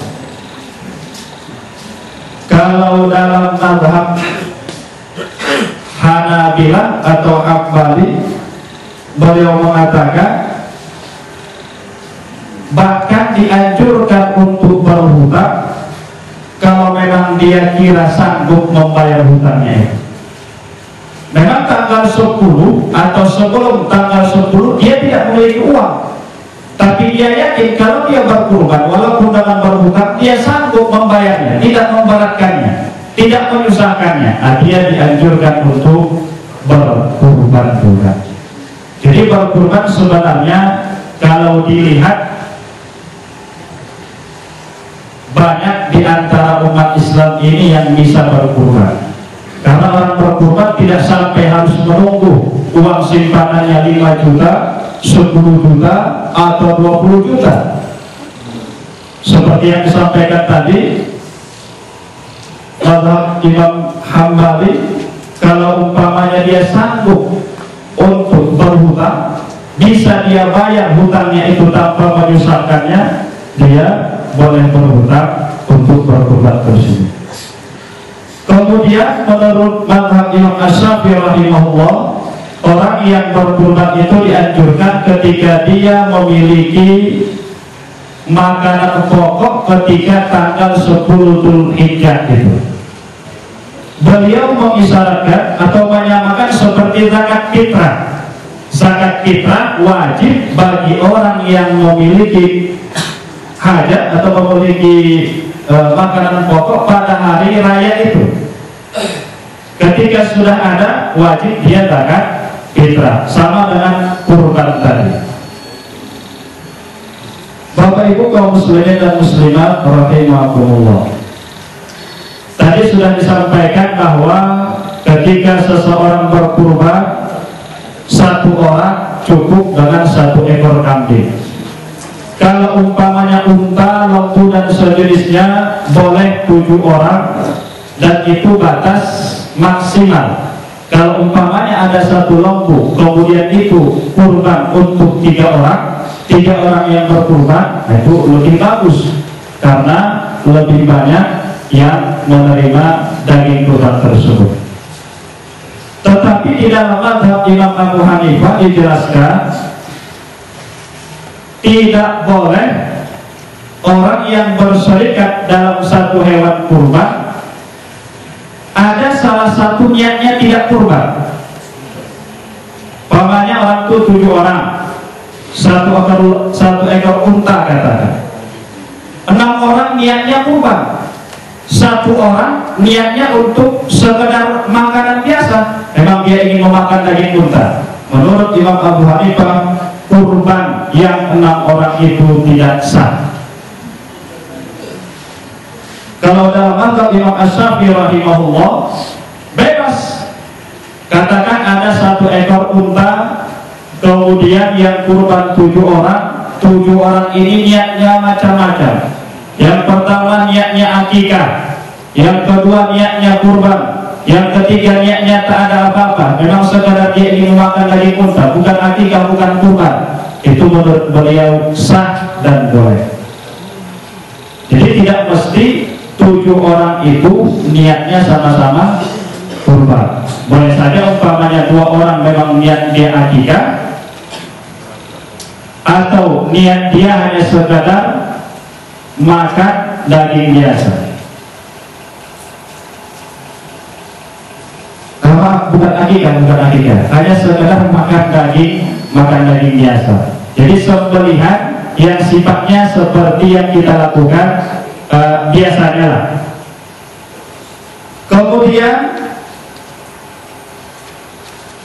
tadi sudah dijelaskan bahwa berkurban itu dalam mazhab Imam Asy-Syafi'i rahimahullah ada 4 hari, tanggal 10, 11, 12, dan 13. Tetapi di dalam mazhab Imam Abu Hanifah rahimahullah, berkurban itu hanya 3 hari saja, tanggal 10, 11, dan 12. Jadi tidak sampai 4 hari. Dan dalam mazhab Imam Abu Hanifah rahimahullah, makruh tanzih, artinya sangat dibenci kalau hewan kurban itu disembelih ketika malam hari. Jadi kalau umpamanya tanggal 10 disembelih, kemudian masuk malam masih ada hewan yang belum disembelih, ditunggu sampai besok menurut Imam Abu Hanifah. Kalau disembelih malam itu hukumnya makruh tanzih, artinya sangat dibenci dalam agama, walaupun sah.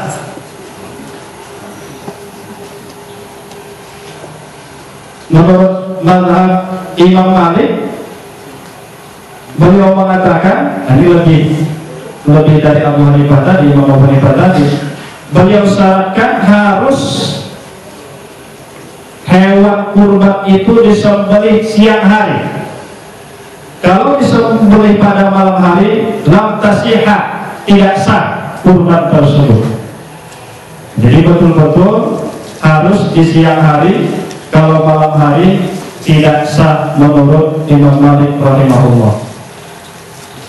Semuanya ini ada dalilnya, ada hadisnya, tetapi setelah dikaji oleh ulama-ulama muhadditsin, ulama-ulama yang ahli di dalam kajian sanad dan matan, riwayat yang dijadikan dasar oleh Imam Abu Hanifah bahwa menyembelih kurban itu hanya 10, 11, 12 itu hadis yang lemah. Kemudian yang Imam Malik wa fi isnadihi matruq, dalam sanad hadis yang dijadikan Imam Malik sebagai dalil tidak boleh atau tidak sah menyembelih pada malam hari, ada sanad atau rawinya, orang yang meriwayatkan hadis itu matruq, artinya tidak bisa diperpegangi ucapannya. Jadi kembali bahwa dari kajian ini, mazhab yang kita pegangi adalah bahwa berkurban, menyembelih kurban boleh tanggal 10, tentunya setelah selesai sholat Idul Adha, 11, 12, dan 13 atau 4 hari. Bapak Ibu kaum muslimin dan muslimat rahimakumullah, tadi sudah dijelaskan bahwa syarat berkurban itu harus orang Islam, dewasa, mampu, dan sebagainya. Tetapi ada perbedaan di antara ulama tentang anak yang berkurban. Dia belum dewasa, umurnya masih kecil, dia berkurban. Nah, ini berbeda pendapat ulama. Pendapat Imam Abu Hanifah rahimahullah, wajib berkurban bagi seorang anak yang mampu, dan itu dari hartanya. Pokoknya ada anak yatim, tidak memiliki orang tua, katakan harta warisnya ada, melebihi kebutuhannya, dia wajib berkurban. Tetapi menurut pendapat lain, pendapat Imam Malik rahimahullah, beliau mengatakan tidak sampai wajib, hanya disunnahkan bagi anak kecil untuk berkurban. Menurut Imam Asy-Syafi'i rahimahullah dan Imam Hambali, wala tusannul udhiyah lis-shaghir, tidak dianjurkan, tidak disunnahkan anak kecil berkurban. Jadi kan ada juga kadang-kadang keluarga tahun ini dia berkurban, tahun depan istrinya, tahun depan anaknya, sampai yang baru lahir pun dikurbankan.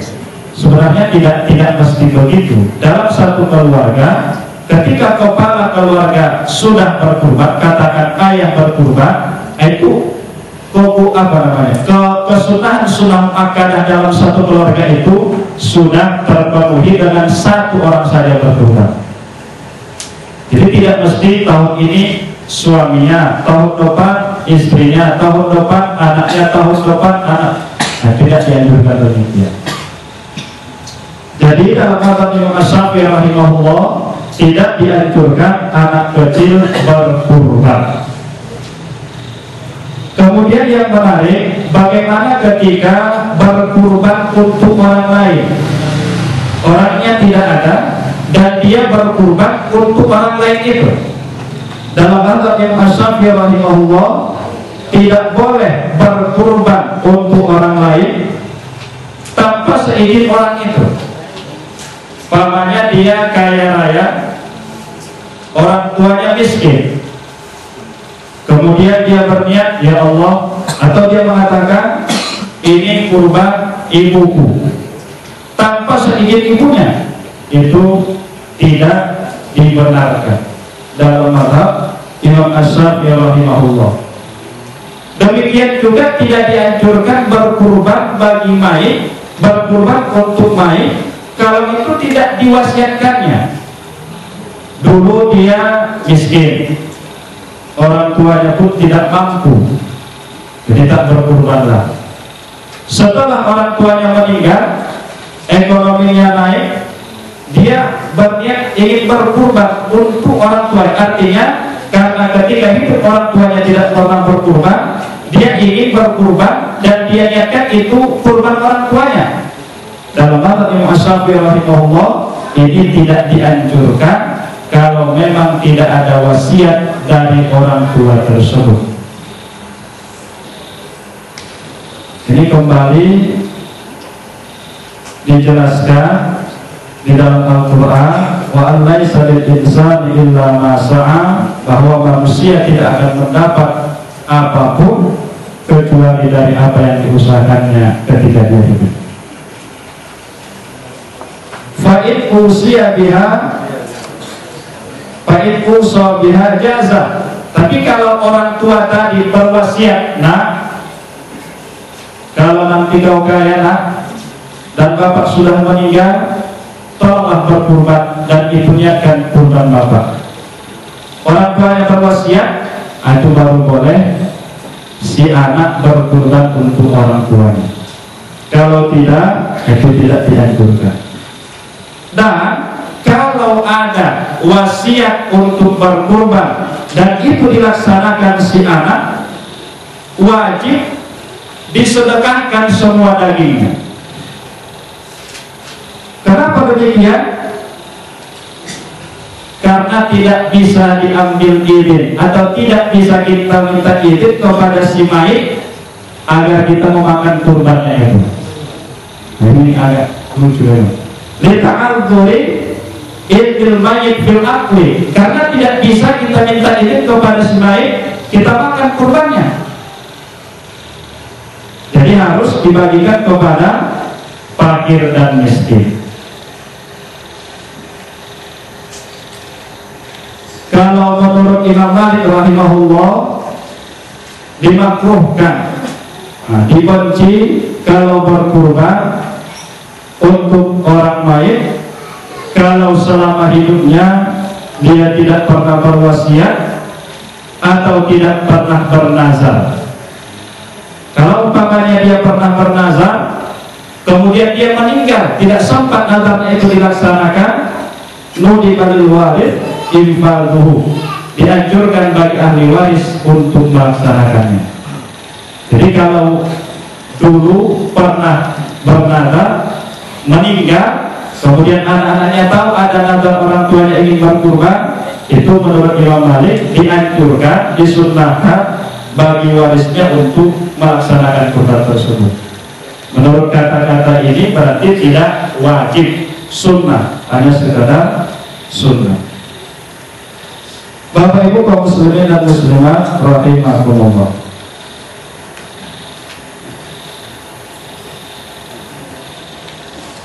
Kemudian kita tambahkan sedikit pembahasan tentang sholat Idul Adha atau Idul Fitri pada hari Jumat. Insya Allah nanti kalau ada pertanyaan, ada tuan guru kita nanti bisa beliau yang menjelaskan kepada kita lebih luas lagi.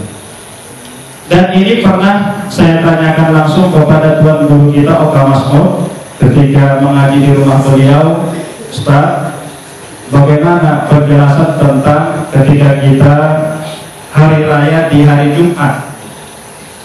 Beliau kurang lebih menjawab, bagi orang yang udzur datang ke masjid, katakan rumahnya jauh dari masjid atau hujan lebat, boleh dia mendatangi salah satu saja.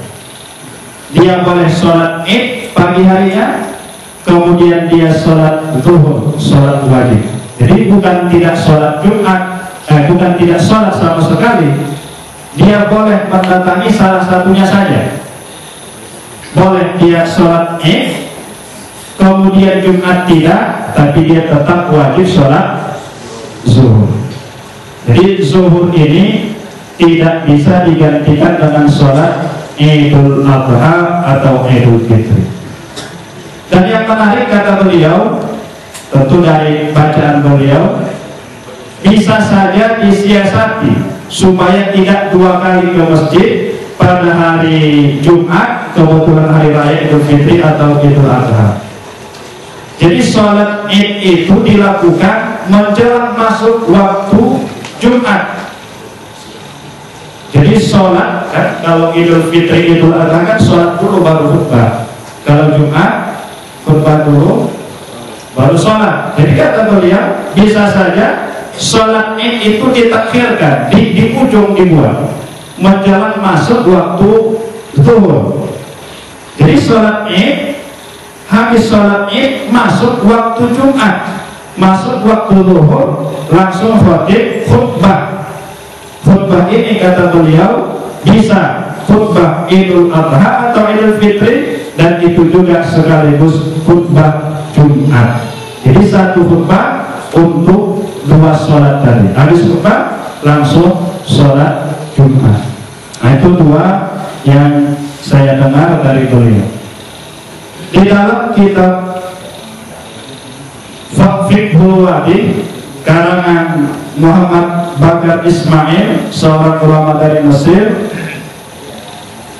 beliau menjelaskan di dalam kitabnya, jika berhimpun Jumat dan Idul Fitri atau Idul Adha pada satu hari, saqatil Jum'ah amman shallal Id, gugurlah kewajiban sholat Jumat bagi orang yang sudah sholat Id.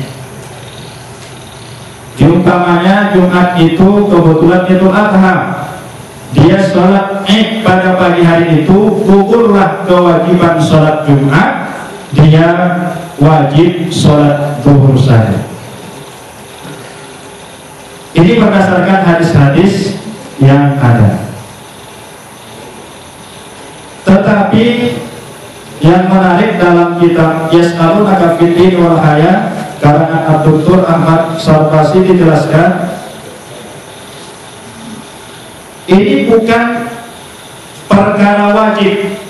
Artinya kalaupun ada orang ketika pagi itu dia sholat Id, kemudian dia sholat Jumat, itu bagus. Jadi tidak mesti harus ditinggalkan salah satu, tidak. Tentu kalau dia sholat Id pagi harinya, dia dengarkan khutbah, kemudian dia pahami arti khutbah itu, dia amalkan isinya, Jumat pun demikian, berarti bertambah nilai pahalanya. Tapi bagi orang yang mungkin ada orang berpaham seperti itu, itu ada dasarnya dan tidak perlu dipermasalahkan. Tidak perlu dipermasalahkan hal-hal seperti itu. Pernah Abdullah bin Zubair, Abdullah Az-Zubair, dan beliau ini seorang sahabat yang dijamin Rasul masuk ke dalam surga. Di masa itu sholat Id kebetulan hari Jumat, kemudian beliau menggabungkan 2 sholat itu di pagi hari. Mungkin beliau sholat 1 kali saja Idul Adha, dan beliau tidak sholat Jumat lagi. Beliau sholat zuhur, tidak Jumat lagi.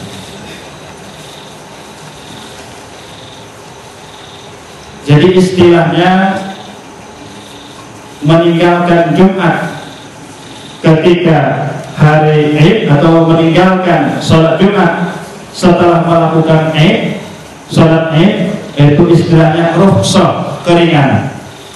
Boleh kita mengikut atau boleh kita ambil dan boleh juga tidak. Tetapi dijelaskan di ujung kitab itu dijelaskan wal ahsan an yusalliyal jum'ah wa in shallal Id. Lebih bagus dan yang terbaik dia sholat Jumat walaupun sudah sholat Idul Fitri atau Idul Adha, karena dijelaskan di dalam hadis Nabi pun ketika itu sholat Id dan beliau juga tetap sholat Jumat. Mungkin inilah yang dapat saya sampaikan. Mudah-mudahan bermanfaat dan mudah-mudahan kajian kita ini mendapat berkah dari Allah Subhanahu wa Ta'ala. Demikian, assalamualaikum warahmatullahi wabarakatuh. Terima kasih kepada tuan kita yang telah menjelaskan, menyampaikan materinya tentang masalah kurban dan cukup menarik. Jadi kajian kita malam ini khusus kurban. Dan sebagai penutup adalah doa yang akan dipimpin oleh tuan kita, dan kepada tuan kita dipersilakan.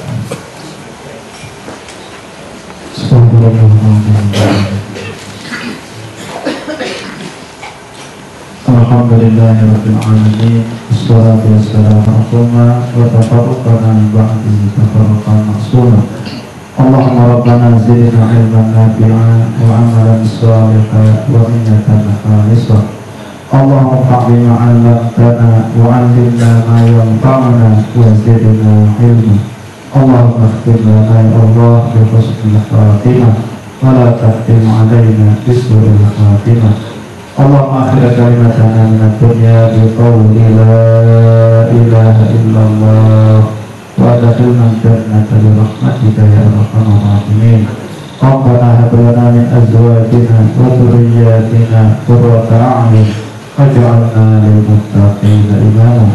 Rabbana atina fid dunya hasanah wa fil akhirati hasanah wa qina 'adzaban nar wa qina 'adzaban nar wa qina 'adzaban nar. Sallallahu ala sayyidina Muhammadin nabiyil ummi wa ala alihi washabbihi wasallam. Alhamdulillahirabbil alamin. Mulai pada malam depan. Jadi katanya assalamualaikum warahmatullahi wabarakatuh.